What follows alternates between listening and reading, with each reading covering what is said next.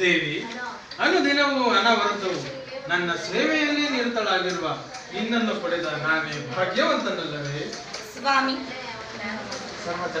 ಸರ್ವ ಜಗತ್ತನ್ನೇ ಪ್ರತಿಪಾದಿಸುತ್ತಿರುವ ನಿಮ್ಮನ್ನು ಪತಿಯಾದ ಪಾಲನೆ ಪರೀಕ್ಷೆಯಲ್ಲಿ ಮಾನದಂಡದ ಮಾನ್ಯತೆ ಸ್ವಾಮಿ, ಸರ್ವ ಜಗತ್ತನ್ನೇ ಪ್ರತಿಪಾದಿಸುತ್ತಿರುವ ನಿಮಗೆ ಈ ಮಾನದಂಡದ ಮಾತೆಗೆ ಸ್ವಾಮಿ. ನಿಮ್ಮನ್ನು ಪಡೆದ ನಾನು ಸಹ ಧನ್ಯಳಲ್ಲಿ ದೇವಿ, ನನ್ನ